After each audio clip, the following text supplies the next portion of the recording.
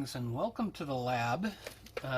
For you gardening friends, this is where I do my electronics videos. I'm still kind of organizing it, but let's just kind of jump into it. This is a solar garden light. Typical sort of solar garden light that you can pick up at a dollar type store. I'm not going to name specific stores. This episode, what I want to do is I want to look on the inside of this thing and understand a little bit about the components. I'm not going to get too terribly technical, but if you wanted to dive into trying to modify some of these lights, it's actually not all that hard. You'll need a little bit of equipment, but you're going to need to see what's in here. So basically all I did was just twist this thing off. That's how most of them work.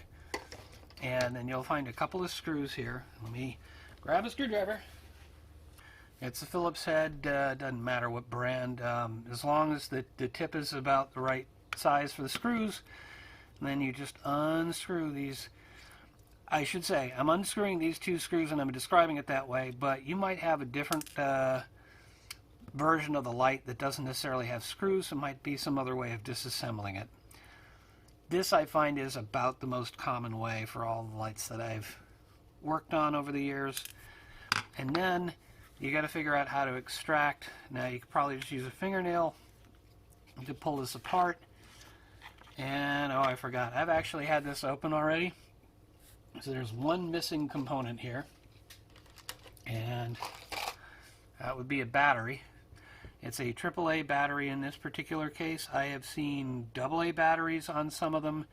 And I've even seen, if I can find it, yeah. And some even smaller units had these button cell batteries. The difference is, or the common part is, they're going to be rechargeable batteries because of the way this all works. It's a solar powered garden light. The solar power actually recharges the battery. This is not a rechargeable battery, but I'm just using it for demonstration. So, like I said, not all lights are going to be exactly the same, but I'm going to try and go through the most similar sort of things here. So let's start with the battery and the light source. This is the light source. This is an LED, and we're going to come back to that in a minute. But what I really kind of want to go through is the anatomy here. I've already mentioned that the battery is rechargeable. Typically it's going to be 1.2 volts. The light, this LED here, typically they will be white. You might find some color ones. You might find some animated ones. But if it's going to be a white light, it's typically going to turn on at about 3 volts. White LED turns on right around 3 volts. The battery, though, is only 1.2 volts. So how do you power a 3-volt light with a 1.2 volt battery? You need what they call a booster circuit. And that's what this is. For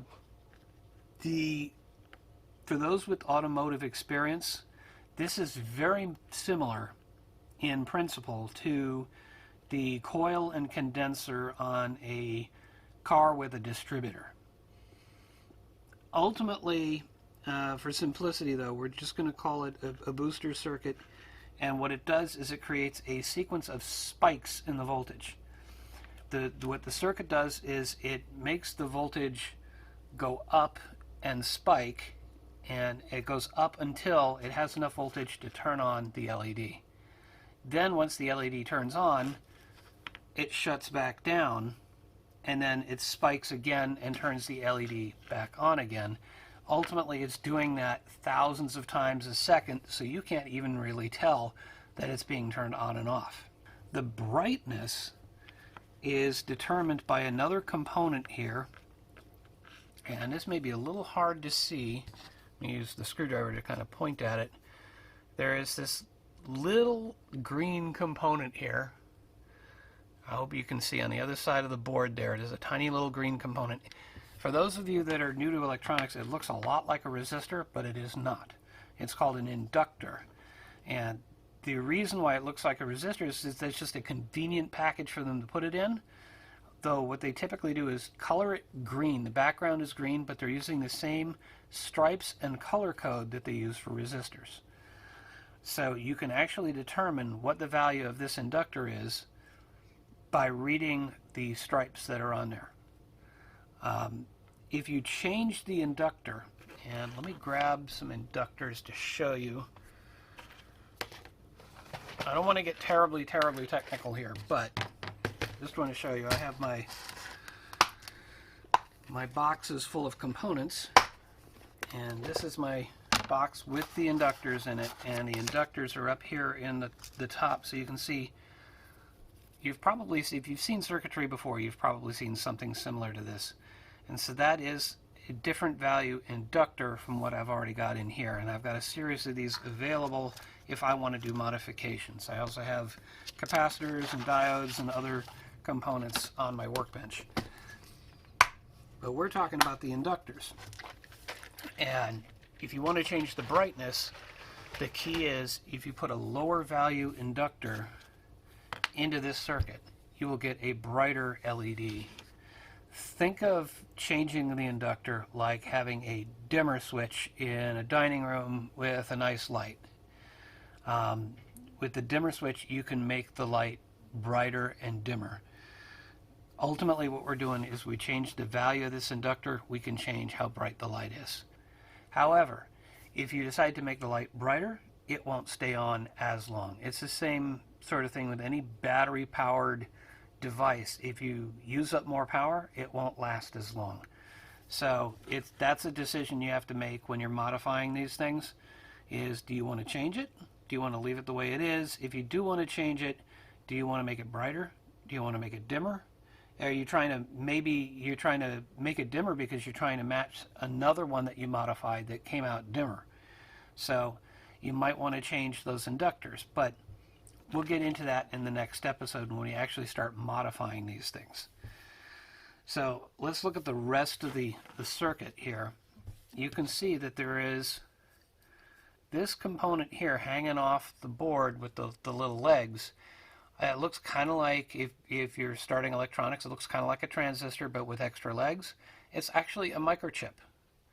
It's the main circuit. It's the brain of this entire operation here.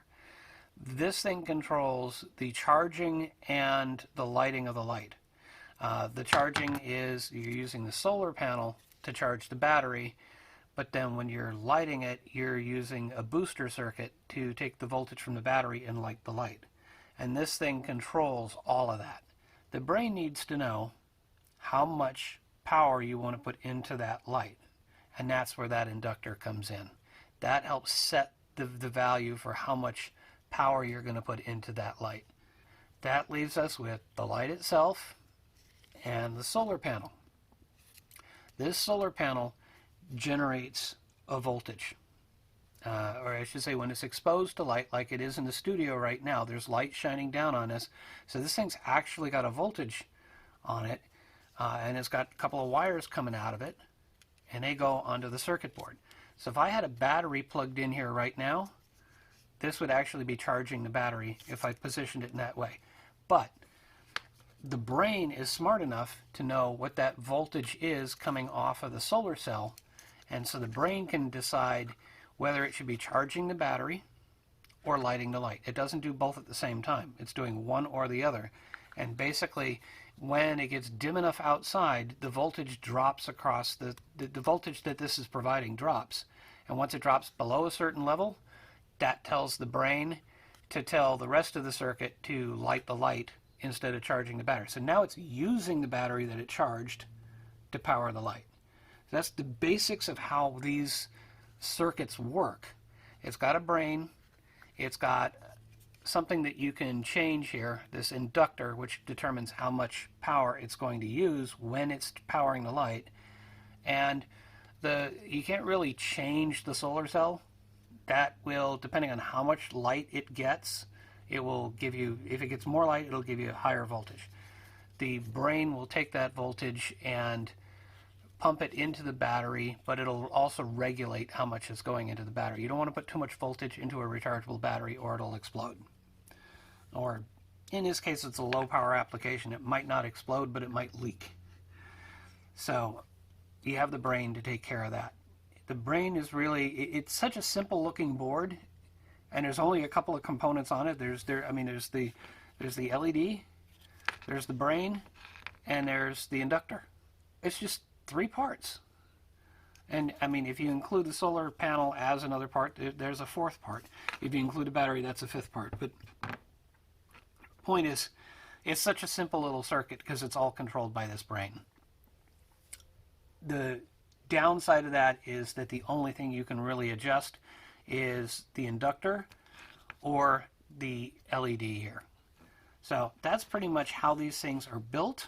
And in the next episode, we're going to talk about how you can change the LED to another color and what the possibilities are there. Modifications you might have to make to the circuit depending on what you want to do. In the simplest cases, you literally just swap out the LED. You just get a soldering iron, you remove the old one, you put a new one on, and you're off and running with a different color. But it might turn out that that's too dim, so you might have to change the inductor. And we'll go through all of that in the next episode. So that's it for this one. I just wanted to give you an introduction to what's inside these things and how they work. And with that, we'll see you in the next episode.